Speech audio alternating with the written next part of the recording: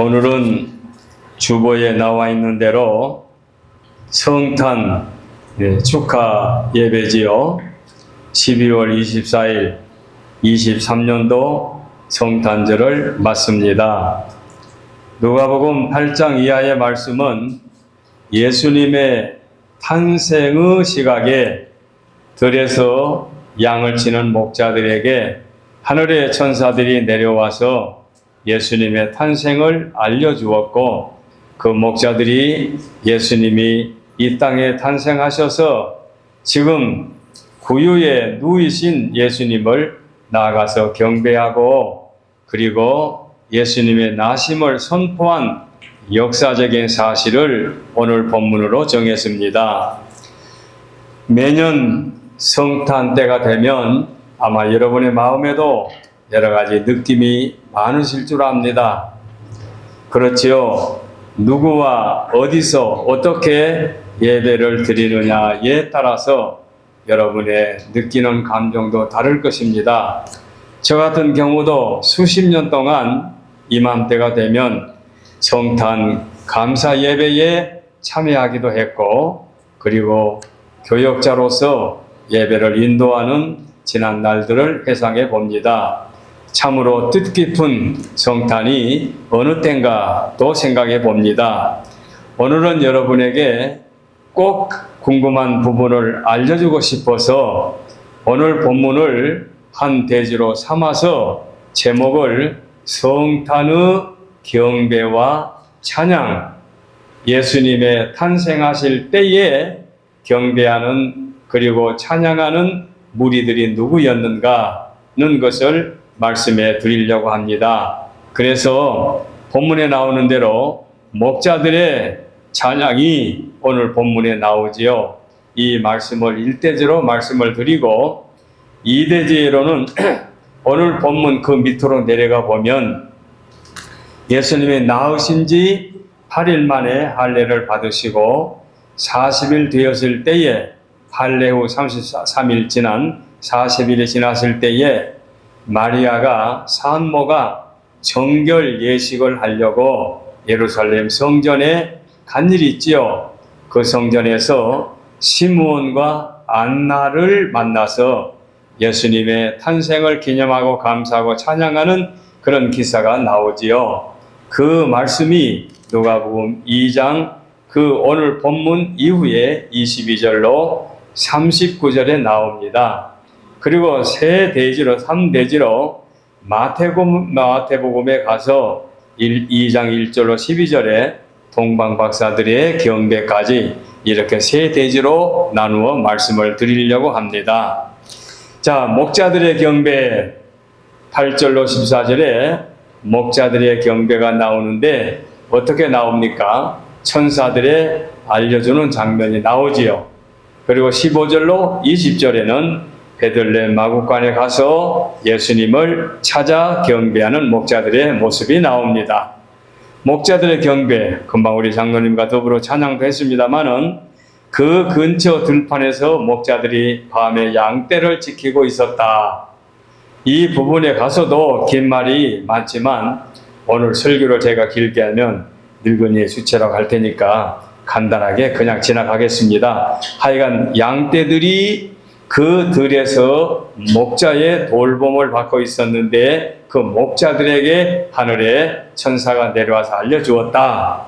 그래서 9절에 하늘의 천사가 갑자기 그들 앞에 나타났지요. 그리고 그들 주님의 영광이 그들에게 들려 비추사 그들이 몹시 두려워하니까 10절에 천사가 그들에게 말하기를 두려워하지 말라. 보아라, 모든 백성을 위한 큰 기쁨의 좋은 소식을 가지고 왔다. 그리고 11절에 오늘 다윗의 마을은 곧 베들레헴을 말하는 거지요. 다윗의 고향이지요. 다윗의 마을에 너희를 위하여 구세주가 탄생하셨다, 태어났다. 바로 예수 그리스도의 탄생을 알려주는 말씀이지요. 그리고 12절에 포대기에 쌓여 구유에 누워있는 아기를 볼 것이다 하고 천사의 증거가 나타납니다. 12절에 갑자기 천사와 함께 하늘 군대가 나타나 하나님을 찬양하지요. 지극히 높은 곳에서는 하나님께 영광이요, 그리고 사람들에게는 평화라. 하나님께 영광, 사람들에게 평화. 그리고 15절로 20절 말씀에 천사들이 목자들에게 알려주고 떠난 다음에 베들레헴에 가서 우리가 주님을 찾아서 경배하자. 그들이 이제 의논하지요. 그래서 16절에 보면은 이들이 서둘러 가서 마리아와 요셉 그리고 구유에 누이신 예수님을 만나게 되지요. 그리고 17절에 목자들이 확인하고 이 아이에 대하여 자기들이 들은 것을 그들에게 전달해 주니까 마리아가 깊이 간직하지요. 천사들이 그렇게 알려주었구나. 그리고 20절에 보니까 목자들은 돌아가고 천사들이 알려준 대로 자기들이 듣고 보았으므로 하나님께 영광을 돌렸다. 이것이 목자들이 경배하는 내용입니다. 참으로 예수님의 탄생은 역사적인 탄생이죠.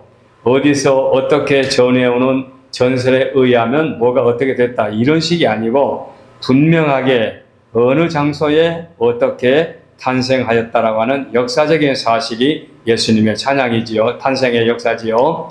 그 다음에 두 번째 대지로 누가복음 2장 22절로 내려가 보면은 시므온과 안나의 감사 찬양이 나옵니다. 자, 예수님의 탄생이 이제 베들레헴에서 있어졌는데 결례가 있죠. 이스라엘 백성들은 결례가 있어요. 태어난 지 8일이 되게 되면 할례 의식을 행합니다. 유대인들의 남자들 사내 아이들에게. 이건 무엇인 거니? 하나님께서 이스라엘 백성들과 언약을 맺은 거지요. 언약을 맺은 겁니다. 그래서 8일이 되면 아버지가 그 가정의 가장이 아들에게 할례식을 거행합니다. 예수님도 8일 만에 할례를 받으신 걸로 알고 있습니다. 그러나 예수님의 경우는 무슨 죄가 있고 하나님과의 무슨 언약을 맺기 위해서 꼭 해야 된다 그게 아니고 아마 할례의 종결, 이스라엘 백성들이 그동안 받아왔던 할례의 종결로 완성으로 주님이 받으신 걸로 바울 서신들을 보게 되면 알 수가 있습니다. 그리고 33일이 지난 다음에 40일이 된 다음에 마리아가 예루살렘 성전에 정결 예식을 하려고 가게 됩니다. 산의 아이를 낳게 되면 산모가 40일이 지나야 되고 여아를 낳게 되면 80일을 지나야 산모가 정결하게 되는데 그 정결 예식에 가서는 이제 성전에 가서 하나님 앞에 예물을 드리는데 비둘기 한 쌍이나 또는 산비둘기 한 쌍을 정결 예식으로 드리는 경우가 있죠. 물론 양을 드리는 경우가 있지만 아마 이 마리아의 경우도 가난하고 지금 베들레헴에 있기 때문에 넉넉지 못한 상황에서 비둘기 2마리를 제물로 가지고 간 것으로 생각이 됩니다. 이때에 어린아이는 안 데리고 가도 되지만 이 마리아와 요셉의 경우는 예수님이 타관에서 나사렛 고향이 아니고 살던 고향이 아니고 베들레헴을 이제 그 베들레헴의 호적으로 가가지고 태어나셨기 때문에 거기서 8일 만에 할례를 받으시고 처음에 탄생할 때는 여관을 구하지 못해서 마구간 구유에 누임을 받았지만 지금은 어느 방으로 가서 지금 어린아이가 지금 산모와 더불어 지금 지나는데 40일째 성전에 들어간 것으로 판단이 됩니다. 그래서 성전에 가가지고 두 사람을 만나게 되지요. 25절에 보면은 시므온이라는 남자 할아버지, 그 다음에 안나, 나이 많은 할머니 두 분을 만나게 됩니다. 이 두 분은 경건한 유대인으로 메시아의 탄생을 간절히 기다렸던 사람들입니다. 자, 그때의 상황을 제가 오늘 참고로 그 암흑기 400년의 주보에다 말씀도 소개했습니다만은 그때에 그들은 헬라의 식민 통치에서 벗어나 잠시 독립시대를 거쳐가지고 예수님이 탄생하실 때는 다시 로마의 식민 통치를 받을 때입니다. 그러니까 이스라엘 백성들 지금 숨막힌 상황에서 살고 있죠. 유대를 다스렸던 왕이라고 하는 헤롯이라는 사람도 유대인이 아니죠. 혈통적으로 에돔 사람이죠. 그런데 로마의 힘을 얻고 그 지역에 분봉 왕으로 와가지고 그 백성들을 통치하는 그런 그 이방인 왕 휘하에서 유대인 백성들은 자존심이 강한 사람들인데 마음이 편하겠습니까? 그래서 열심당원 같은 사람들은 그 몸에 칼을 품고 다니면서 독립운동이라시고 아마 사고도 내고 그랬겠지요. 그때의 유대인들로서는 도저히 그 헤롯의 통치하에서 견딜 수 없는 그런 고난 가운데 유대인들은 율법을 지킨다고 하면서 율법을 어떻게 지킨다고 하면 율법 조문에만 의존해가지고 형식화되어서 많은 사람들이 율법 조항을 지키려고 종교적 무척 어려운 굴레에 신음하고 있었고, 그 다음에 예수님이 오실 것을 기대는 했지만 어들은 예수님을 기대했는 거니 다윗 왕같이 능력 있는 왕이 자기 나라를 독립시켜 줄 수 있는 그런 왕을 기대하고 있었습니다. 그때에 예수님이 어린아이로 탄생하셨는데 베들레헴의 왕으로 탄생하실 것까지도 구약을 통해서 알고 있었지만 실제로 예수님을 그들은 알지 못하고 있었지요.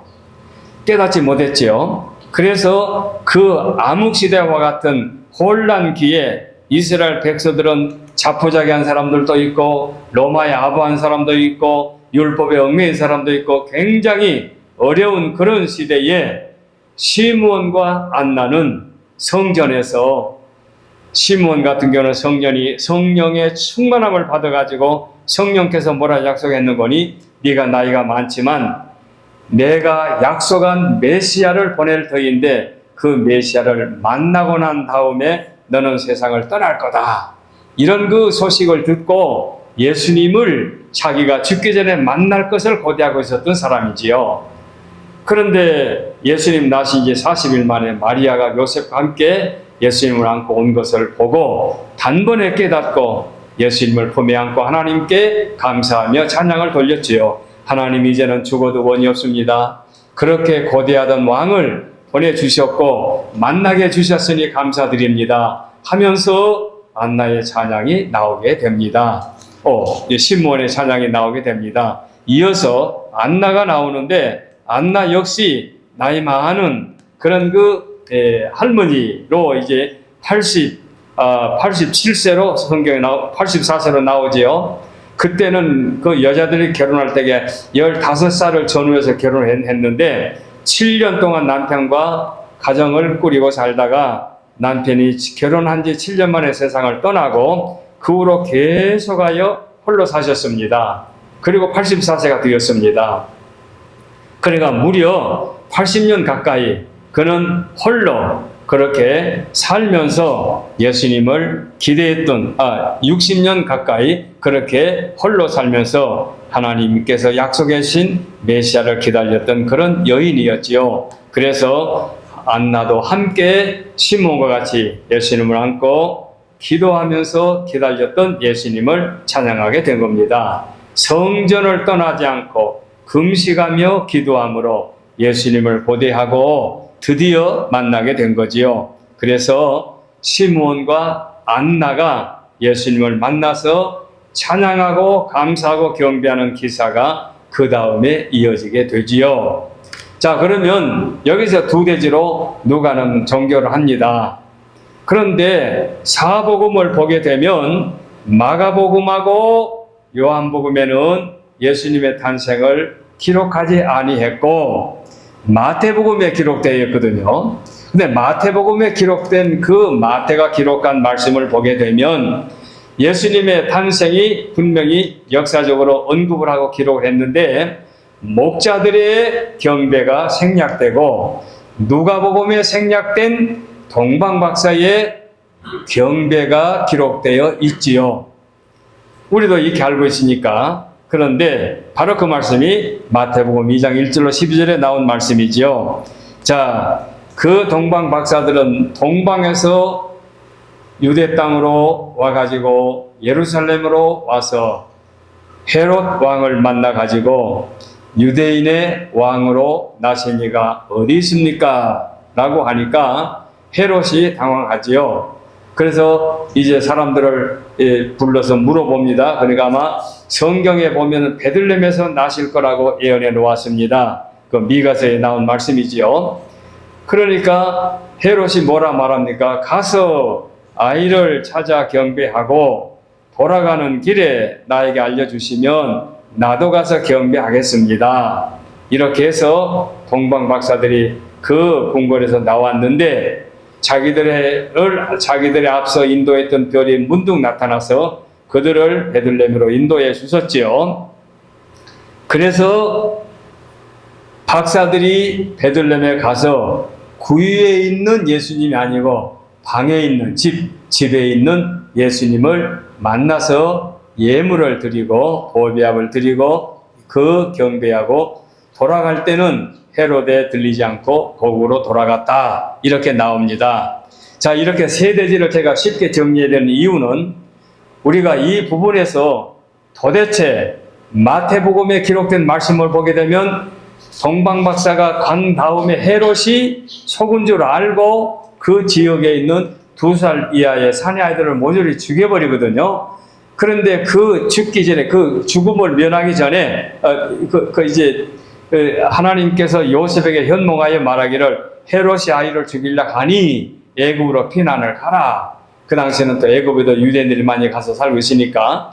그래서 급히 아기를 데리고 애굽으로 피난을 가지요. 피난을 갔는데 마태복음을 보게 되면 굉장히 급박하게 이루어져요. 굉장히 금방 시급하게 막 철을 다투는 그렇게 기록이 되는데 누가복음에는 한가하게 평화롭게 기록이 되어 있단 말입니다. 그러니까 우리가 그 부분을 연결을 잘 시키지 못하면 오해할 수가 있어요. 그러나 성경에 언급되지 않은 것이기 때문에 단정하기는 어렵기 때문에 여러 학설이 많습니다만은 어떻게 정리하느냐. 예수님이 여행 중에 베들레헴에서 탄생하셨고 탄생하신 다음에 8일 만에 할례를 받으시고 40일 만에 성전에 올라가시고 성전에 올라가신 다음에 다시 베들레헴으로 와가지고 어린아이가 지금 몸을 마리아가 추스르고 있는데 그때의 동방 박사들이 와서 경배를 하고 그리고 애굽으로 도망가고 피난을 가고 어린아이들은 죽음을 당하고 이렇게 되어서 이제 애굽에 있는 동안에 헤롯 왕이 죽었다는 소식을 전해주고 다시 이제 나사렛에 와서 이제 생활하셨다. 이렇게 정리하게 되면 그 마태복음과 누가복음의 사실이 정돈이 될 것 같아서 이번에도 이렇게 정리해서 말씀을 드립니다. 자, 그러면 그렇게 40일, 8일, 40일을 베들레헴에 계신 것으로 왜 그 단정을 합니까? 단정을 안 할 수 없는 게 낳자마자 애굽으로 피난을 갔다. 그러면 요셉이 애굽에서 8일 만에 할례는 거행했다고 치더라도 40일 만에 성전에 어떻게 옵니까? 그리고 그때는 교통도 또 불편할 때. 그러니까 베들레헴에서 태어나셔가지고 40일이 될 때까지는 성전에 갔기 때문에 머물러 있었을 것이다. 이 주장을 하는 학자들이 많습니다. 어떤 분들은 또 억지를 해가지고 이제 애굽에 갔다가 나사렛 갔다가 뭐 성전에 갔다 이렇게 하는데 전부 다 그건 자기 나름대로의 주장이고 이걸 정리하자면 이렇게 정리할 수 있기 때문에 말씀을 드린 겁니다. 오늘 우리는 예수님의 탄생을 기해서 많은 예술가들의 작품들을 볼 수 있죠.